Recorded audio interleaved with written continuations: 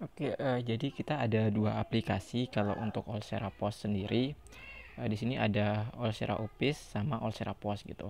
Jadi Olsera Posnya ini yang akan digunakan oleh kasir untuk jualan. Kemudian yang Olsera Upis ini untuk mengatur seperti stok barang sama laporan keuangannya gitu. Ini saya coba buka yang Olsera Upisnya.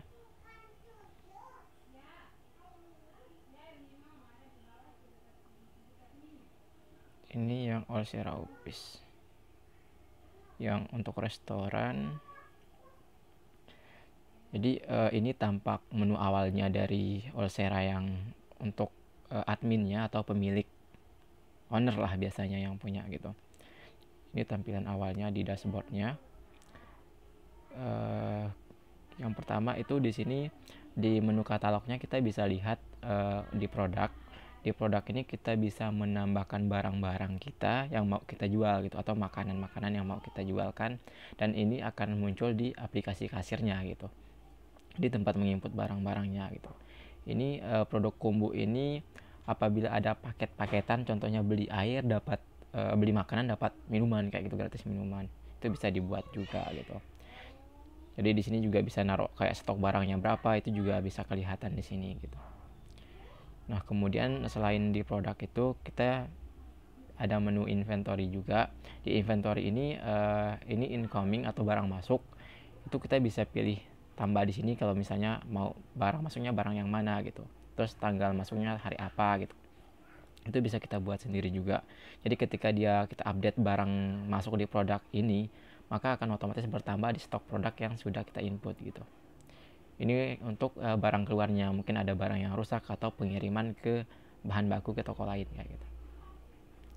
Nah, itu di menu inventory lebih ke stok barang kayak gitu, atau stok bahan baku juga bisa.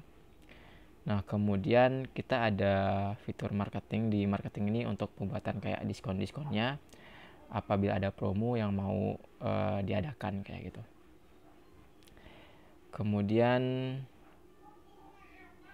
kita ada laporan yang biasanya ditanyakan, dan ini yang biasanya dibutuhkan oleh owner-owner toko gitu, atau admin-admin di resto.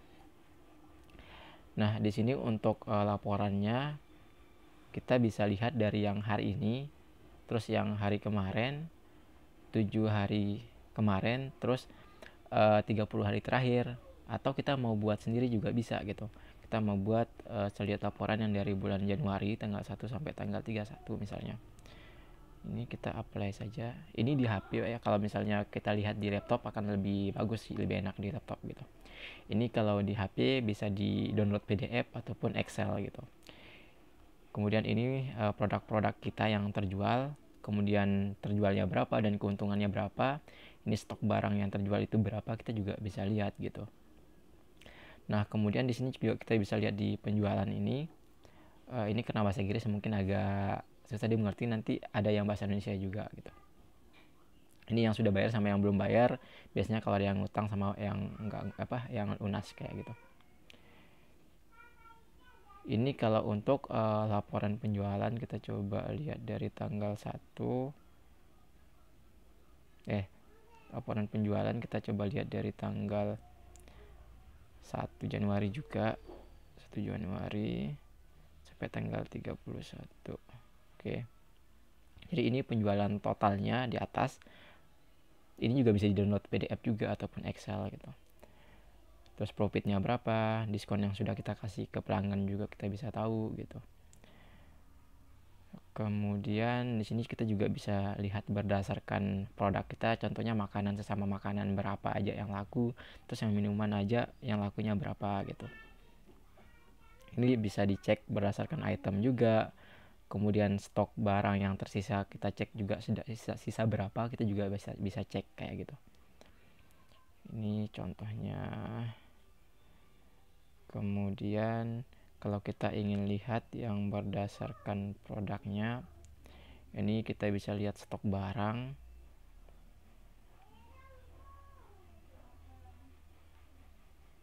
Ya, sampai tanggal ini misalnya. Kita mau lihat stok barang kita gitu. Oke. Ini untuk stok barang kita. Jadi stok barang kita yang ada itu tinggal segini. Ini yang min ini yang terjual ketika stok barangnya nggak ada atau yang lupa diupdate sama adminnya gitu. Kalau lupa diupdate dia akan min gitu, ketahuan kalau barang ini belum diinput. Nah ini sisa-sisa stok barang yang masih ada. Ini untuk laporan sih. Kemudian di post settingnya juga kita bisa atur mau pembayaran tunai, cash, debit, kredit, OPPO atau wallet lainnya gitu bisa diatur juga gitu.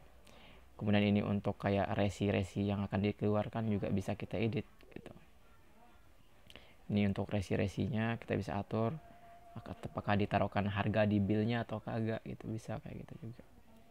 Ini mode restoran ini paling sering dibutuhkan di restoran biasanya.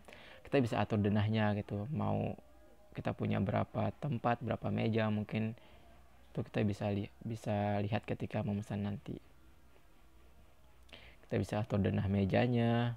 Kemudian kita juga bisa buat kayak shift untuk karyawan-karyawan kita yang datang gitu.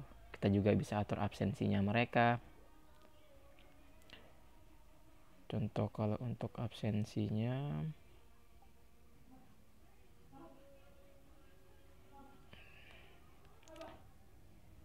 ini di staffnya kita bisa tambahkan staffnya ada berapa, terus staffnya siapa aja kita bisa tambahkan gitu, supervisornya siapa, mungkin dia itu kasir bisa juga kita atur di sini kayak gitu. Itu untuk staffnya. Apalagi ya, ini untuk absensi staffnya mau disipkan juga bisa, yang sip pertama dari jam berapa sampai jam berapa itu bisa diatur juga gitu. Iya. Ini sekilas yang untuk admin atau untuk owner kayak gitu. Ini saya contohin yang bahasa Indonesia, soalnya yang tadi bahasa Inggris.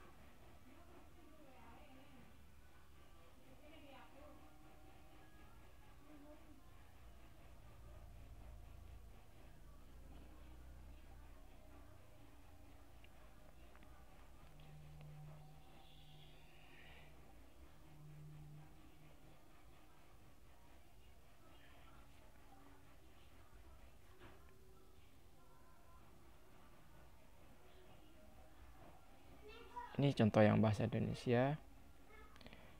Ketika di laporannya kita akan lebih enak dengan bahasa Indonesia mungkin ya. Jadi ini laporan penjualannya bisa lihat di sini juga gitu. Ini laporan produknya di sini. Daftar laporannya juga kita bisa milih kayak tadi gitu. Ini tertutup karena belum berlangganan sih gitu. Karena akun ini akun buat percobaan yang satu gitu. Nah kemudian saya kembali ke Olsera Postnya. Ini tempat yang akan digunakan oleh kasirnya. Jadi menu-menu yang akan ada di kasir itu seperti ini. Yang pertama produk secara umum, itu misalnya saya jual ayam, ini ada stok barangnya yang 3042 ini stok barang gitu. Contoh saya mau beli baju misalnya, ini baju ataupun makanan bisa. Ini kalau mau taruh diskon dalam bentuk rupiah ataupun dalam persen. Kalau dalam rupiah diskonnya 1000, misalnya saya taruh 1000. Catatannya reseller mungkin atau pelanggan tetap gitu. Disimpan aja ketika dia mau bayar. Nah ini kita bisa cetak dulu nih. Yang cetak pertama ini adalah untuk dapur, biasanya mungkin akan dikirim ke dapur. Itu bisa otomatis ke printer dapur juga kalau misalnya mau diatur kayak gitu.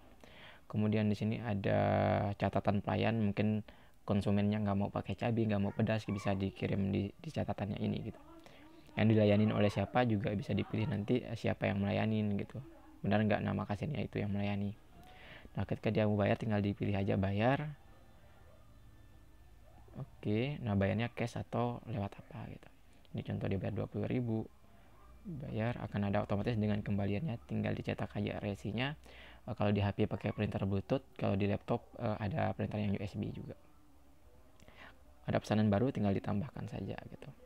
Kalaupun ada penghapusan, ini barang-barang orang-orang yang sudah membeli tapi belum dibayar kayak gitu, dia sedang makan mungkin nanti pas pulang baru dibayar, jadi si kasir akan lihat di sini riwayatnya gitu. Mana yang mau bayar nanti bisa dicek di sini. Nah kemudian si kasir juga bisa cek kayak produknya, ini inventory, ini produk yang ada, ini sisanya 28, Ati Ampla sisanya 1, kayak gitu, itu kelihatan di kasirnya. Kemudian kita punya SIP juga di sini, kayak laporan hariannya si kasir. Misalnya si kasir masuk dikasih kas di laci untuk kembalian mungkin 500.000. Jadi sebelum dia pulang dia akan mengecek dulu nih, setelah dia berjualan hari itu dia harusnya harusnya melaporkan itu sisa uangnya berapa gitu.